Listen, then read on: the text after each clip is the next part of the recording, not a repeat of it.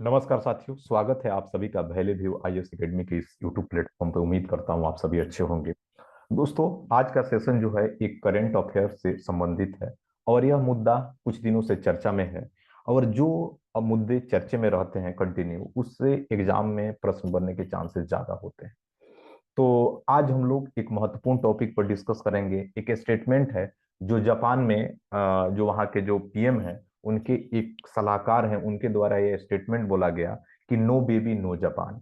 आज जापान की स्थिति ऐसी हो गई है कि वहाँ का बर्थ रेट जो है वह काफी डिक्रीज हो गया है। ब्लूमबर्ग के एक रिपोर्ट के अनुसार, जो 2022 की ही रिपोर्ट है, उस रिपोर्ट में यह बोला गया है कि केवल 2022 में जो बर्थ रेट है उसके कंपेयर में डेथ रेट डबल हो गए हैं जापान के। तो कहीं ना कहीं अगर किसी भी कंडीशन में अगर बर्थ रेट अगर कम हो जाए और डेथ रेट अगर जब ज्यादा हो जाता है, तो वहां पॉपुलेशन क्या होता है, घटने लगता है। यह टॉपिक यूपीएससी के अगर पॉइंट ऑफ व्यू से देखा जाए तो आपकी जीएस पेपर 2 से संबंधित है।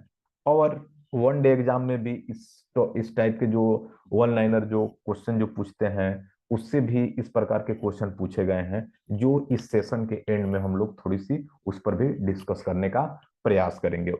तो आइए चलते हैं अपने इस इंपॉर्टेंट टॉपिक पर और डिस्कस करने का प्रयास करते हैं कि क्या है यह मुद्दा। जैसा कि मैंने बताया कि यह टॉपिक आपके जीएस पेपर 2 से संबंधित है। ये स्टेटमेंट आप लोगों ने देखा होगा कि कुछ न्यूज़पेपर की जो हेडिंग ने इसको कवर अप करने का प्रयास किया है कि लगभग जापान में इस प्रकार के कंडीशन क्रिएट होते हुए नजर आ रहे हैं कि नो बेबी नो जापान। अगर वहां पर अगर नए बेबी अगर नहीं आते हैं, तो कहीं ना कहीं जापान का अस्तित्व खत्म हो जाएगा।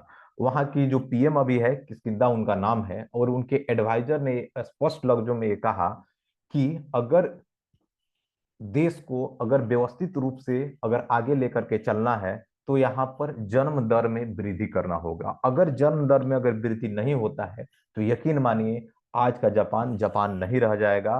और वो उसकी जो कंडीशन जो आज के अनुसार अगर समझने का प्रयास किया जाए, तो आने वाले समय में जापान नाम का देश ही और वहां पर रहने वाले लोगों की काफी कमी पाई जा सकती है। हो सकता है कि वहां का बर्थ रेट इतना कम हो जाए कि वहां का लोगों का अस्तित्व ही समाप्त हो जाए। जी हाँ, आप सही समझ रहे हैं। यह न्यूज काफी ही सोचनीय और पेचीदा नजर आता हुआ दिख रहा है, और इस पर जापान ने काफी चिंता व्यक्त की है, और इस पर सुधार करने के भी इनके द्वारा काफी प्रयास किए जा रहे हैं। तो आखिर इस प्रकार की समस्या क्यों उत्पन्न हुई, इस पर भी हम लोग अभी प्रकाश डालने का प्रयास करेंगे, और ये भी जानने का प्रयास करेंगे कि आखिर यह सिचुएशन जो डेवलप हुआ, उस सिचुएशन के डेवलप होने में जापान का कितना बड़ा रोल हो सकता है। क्या भारत इस कंडीशन से क्या सीख सकता है, इसको भी हम लोग जानने का प्रयास करेंगे, और इसका इम्पेक्ट दुनिया पर क्या हो सकता है, इसको भी हम लोग समझने का प्रयास करेंगे। यहाँ पर आप देखेंगे 28 फरवरी 2023 का एक न्यूज़पेपर का कटिंग है। उसमें Japan birth rate continue to decline, ये स्पष्ट तौर पर यह न्यूज़पेपर यह बोल रहा है कि जो जापान का जो बर्थ रेट है वह लगातार घटता हुआ नजर आ रहा है। एक ब्लूमबर्ग के रिपोर्ट के अनुसार, जो 2022 की रिपोर्ट है, उसमें बोला गया है कि जितना बर्थ रेट है उसके कंपेयर में डेथ रेट डबल होती हुई नजर आ रही है। अगर आप देखेंगे तो लगभग 8 लाख से कम जन्म और लगभग 1.58 मिलियन मौतें हुई हैं। इससे आप अंदाजा लगा सकते हैं कि यहाँ की कंडीशन कितनी बुरी होती हुई नजर आ रही है। एक छोटा सा देश की अगर हम बात करें, तो एक छोटा सा देश है मोनाको। और मोनाको छोटे स्तरीय देश में एक ऐसा देश है जहां पर 65 वर्ष के आयु के ज्यादा लोग वहां पर निवास करते हैं। जबकि आज जापान एक ऐसा देश हो गया है, इस मोनाको के बाद इसकी दूसरी रैंक हो गई है, जिसमें 65 वर्ष से अधिक वर्ष के आयु के लोगों की संख्या काफी ज्यादा होती हुई नजर आ रही है। इस रिपोर्ट के अनुसार पिछले साल 65 वर्ष से अधिक आयु के लोगों का अनुपात बढ़कर 29% से अधिक हो गया है। यानी 65 वर्ष से जो अधिक आयु वर्ग के जो लोगों की संख्या है, पिछले साल के कंपेयर में इसमें वृद्धि देखी गई है। जापान की जनसंख्या अगर बात करें 2008 के अनुसार, तो लगभग 128 मिलियन था, जो लगभग अभी के वर्तमान समय में अगर इसको अगर समझने का प्रयास किया जाए, तो यह जो जनसंख्या है लगभग 124.6 मिलियन रह गई है। तो इससे आप अंदाजा लगा सकते हैं कि ये जो पॉपुलेशन जो है वह कंटिन्यू डिक्लाइन होता हुआ नजर आ रहा है।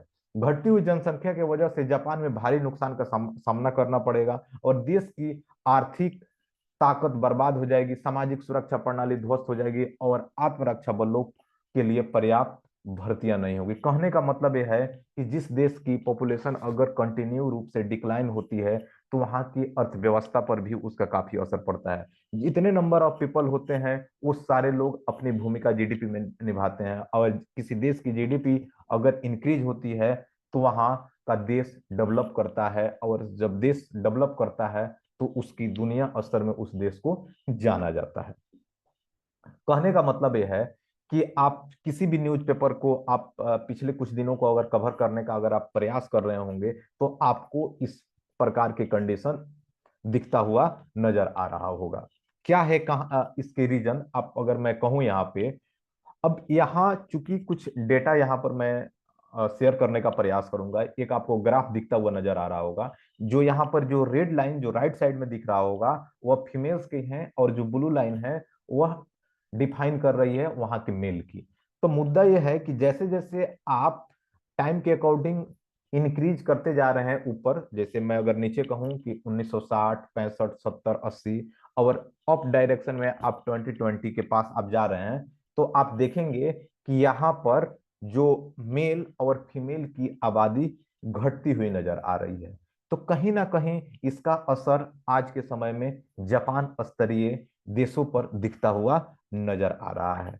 अगर आखिर इस प्रकार के कंडीशन क्यों डेवलप हो रहे हैं, अगर आप इस ग्राफ को देखिए, और ग्राफ में तीन देशों को यहाँ पर मेंशन किया गया है, रसिया, जापान और साउथ कोरिया।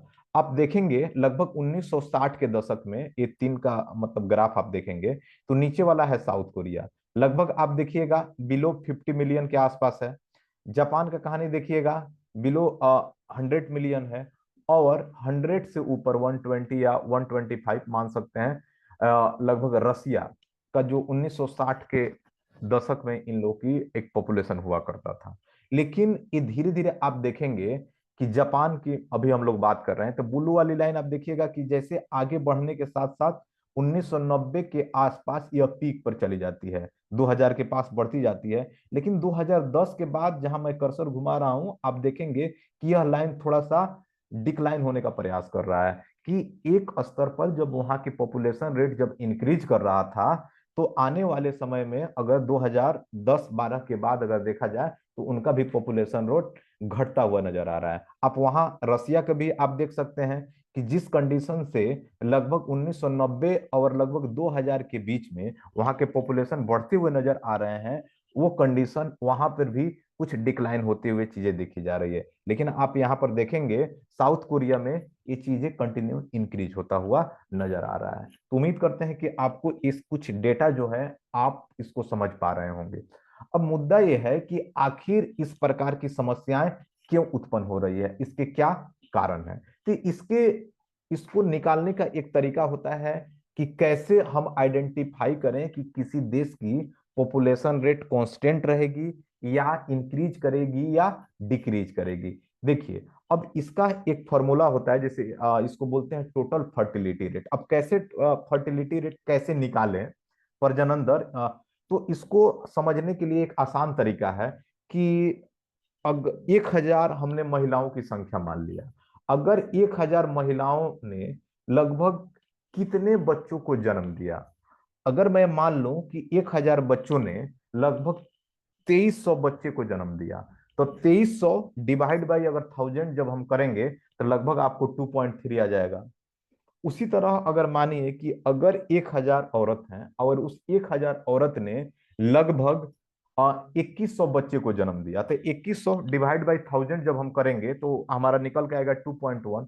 तो जो दुनिया स्तर की जो संस्थाएं हैं, ऑर्गेनाइजेशन है, वो ऑर्गेनाइजेशन का मानना है कि अगर फर्टिलिटी रेट अगर 2.1 रहती है, तो जिस भी देश की अगर हम एज्यूम करके चलते हैं, इंडिया के ही एज्यूम कर लीजिए कि अगर इंडिया की अगर आबादी अगर अभी जो भी है, अगर मान के चलते हैं कि 150 करोड़ हमारी आबादी है, तो 150 करोड़ अभी प्रेजेंट टाइम में 2023 में अगर यहाँ की टोटल फर्टिलिटी रेट अगर 2.1 के अनुपात में अगर इंक्रीज हो रहा है इतना या मेंटेन रहता है, तो आने वाले समय में भी यहाँ की पॉपुलेशन सेम रहेगी, अर्थात 150 करोड़ ही रहेगी। यानी अगर किसी देश की अगर फर्टिलिटी रेट अगर 2.1 से अगर कम होता है, तो यकीन मानिए वहां के पॉपुलेशन का रेट कम होता हुआ नजर आएगा। अगर किसी देश की फर्टिलिटी रेट अगर 2.1 से ज्यादा अगर बढ़ जाए, तो वहां पर आबादी आने वाले समय में बढ़ने की चांस हो सकते हैं। तो अब यहीं पर मुद्दा है, अब आपके स्क्रीन पर दिख रहा होगा कि लगभग जापान की जनसंख्या में तेजी से कमी आने की मुख्य वजह है जापान के युवाओं में लगातार कम होती हुई प्रजनन क्षमता।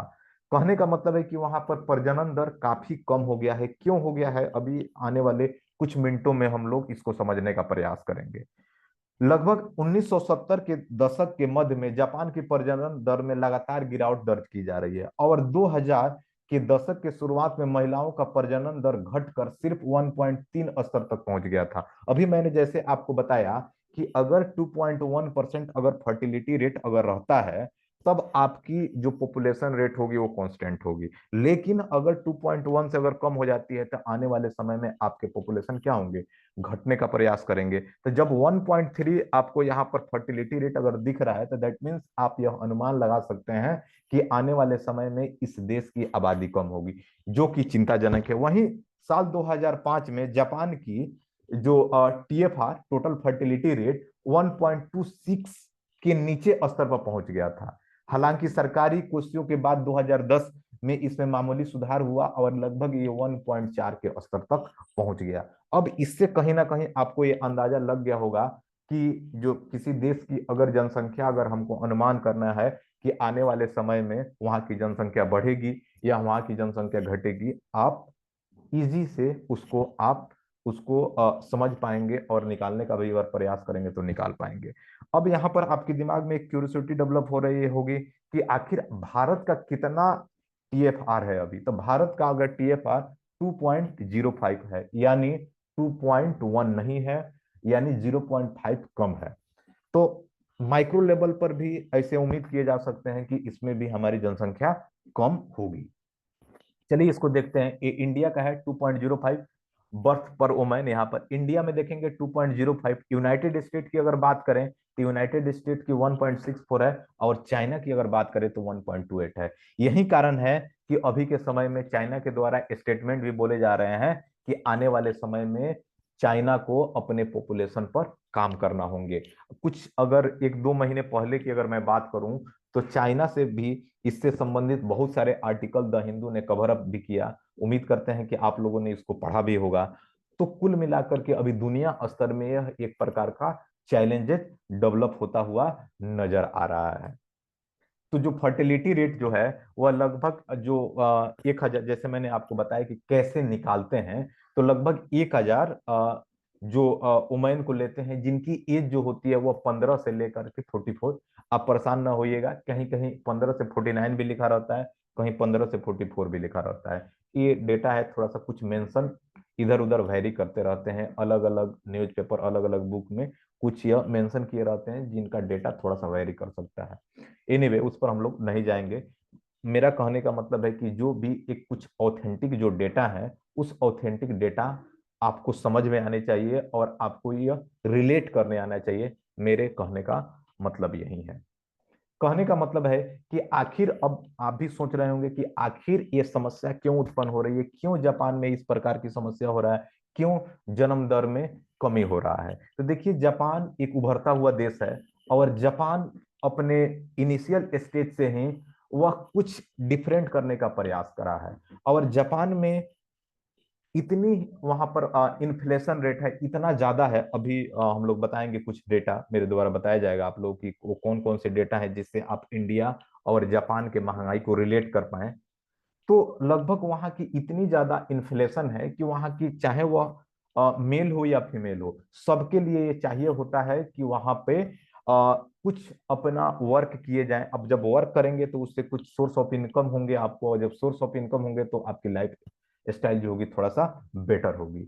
और वहां का एक रूल है जापान का कि वहां पे जितने महिलाएं होती है, अगर वो अगर बच्चे को जन्म देती है, तो महिलाओं का ये ज्यादा रिस्पॉन्सिबिलिटी बनता है कि उस बच्चे को ज्यादा केयर टेक करें। इससे ये होता है कि महिलाओं को मतलब बच्चे पैदा करने से थोड़ा सा हेजिटेशन फील होता है, और शादी की जो एक क्राइटेरिया होती है वह कम होते हुए नजर आ रहा है। 1950 के दशक के बाद में जापान में शादी के बाहर बच्चे का जन्म सभी जन्मों का लगभग 2% है। आप अंदाजा लगा सकते हैं कि इतना शादी का रेट वहां पर कम हो गया।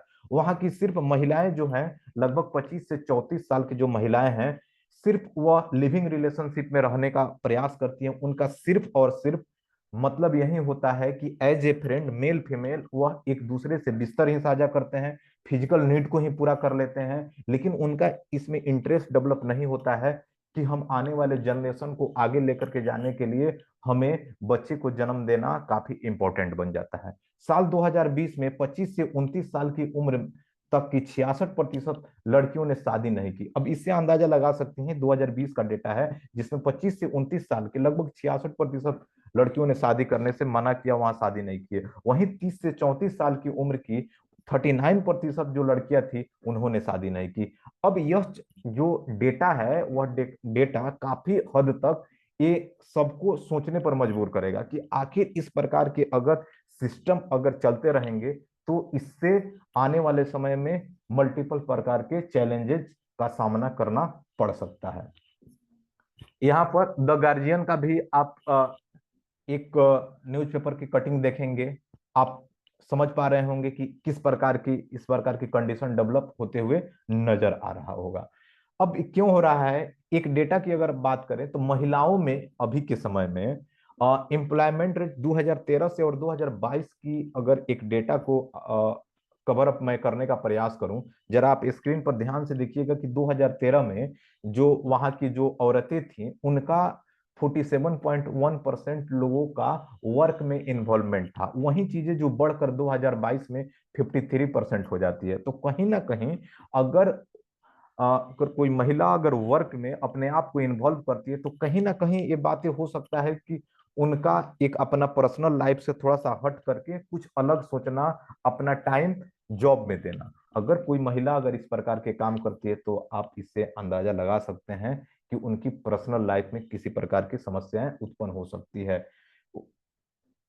कहने का मतलब है कि जापान की युवा लड़कियां देश में आर्थिक अवसरों में तेजी से सुधार के कारण शादी करने और बच्चे पैदा करने से कतराने लगी है। जैसा कि मैंने आप लोगों को बताया, जापान में युवा महिलाओं की रोजगार दर में भारी वृद्धि हुई है और 25 से 29 साल तक की आयु वर्ग की महिलाओं का श्रम में भागीदारी दर भी बढ़ा है। माने वर्क एफिशिएंसी में इनका एक रोल बढ़ता हुआ नजर आ रहा है।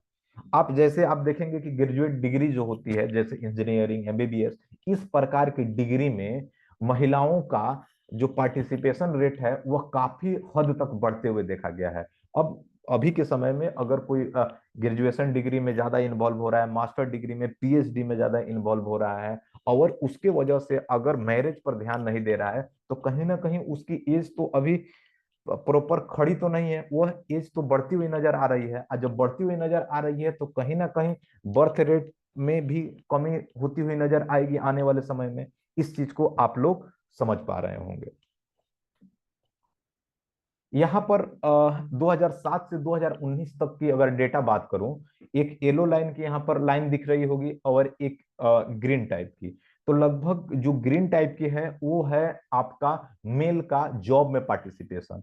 वहीं 2007 में जो पुरुष लोग थे उनका जॉब में पार्टिसिपेशन 70.3% था। वहीं 2019 में यह 69.4% हो गया। कहने का मतलब है कि कुछ गिरावट देखने को मिला मेल में। लेकिन वहीं आप देखेंगे कि 2007 से 2019 के बीच में महिलाओं का वहां पर पार्टिसिपेशन रेट 46% से 51.8% हो गया।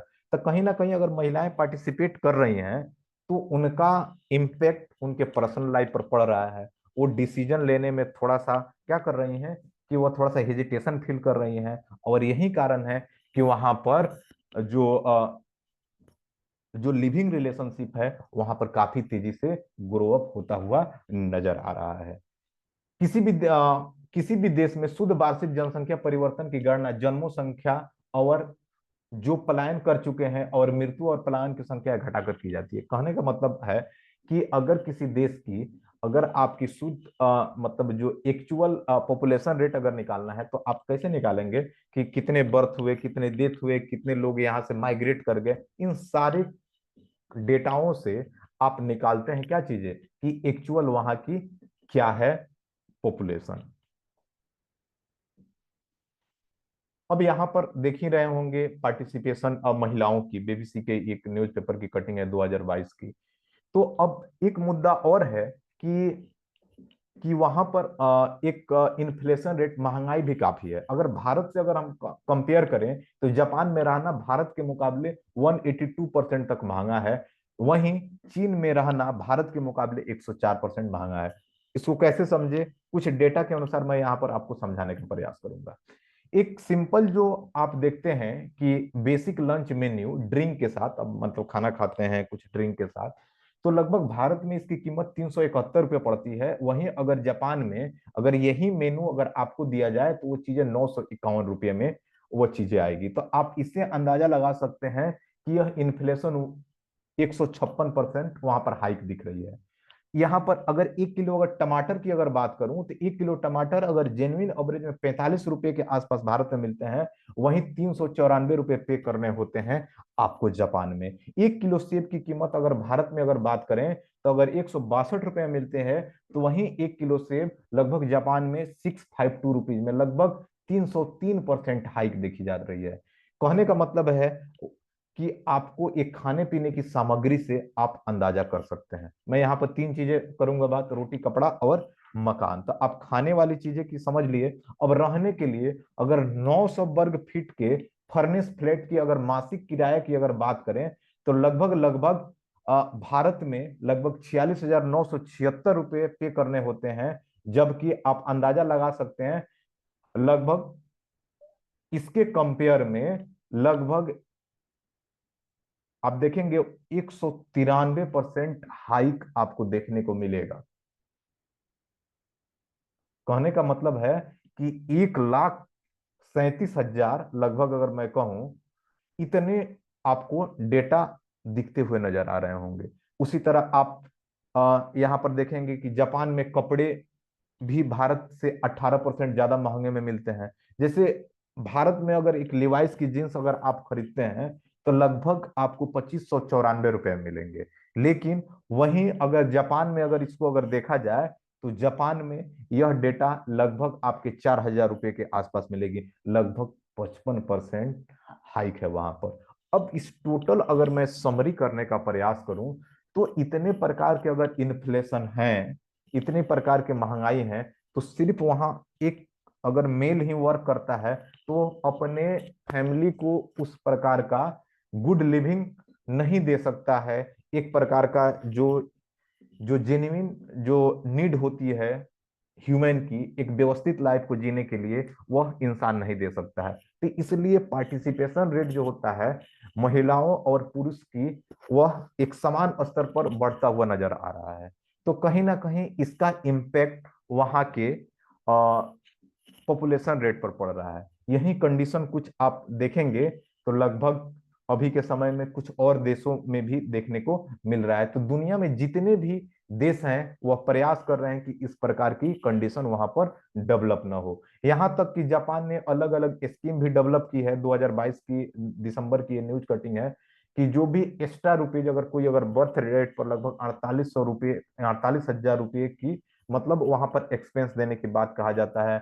कुछ टैक्स सिस्टम में कुछ रिलीफ करने की बात कही जा रही है। तो मतलब कुछ अलग अलग प्रकार के स्कीम लेकर के आए जा रहे हैं कि लोग बच्चे को जन्म दें, और जब बच्चे को जन्म देंगे तो वहां का पॉपुलेशन रेट बढ़ेगा।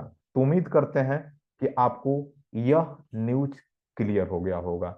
इससे संबंधित UPSC CAPF GS paper one के according, paper one sorry, GS paper one sorry, वहां के जो पेपर वन जो 8 अगस्त 2021 को हुए थे, इससे संबंधित क्वेश्चन पूछे गए हैं। तो यह कहीं ना कहीं ये जितने भी न्यूज जो है वह काफी इंपॉर्टेंट बन जाते हैं।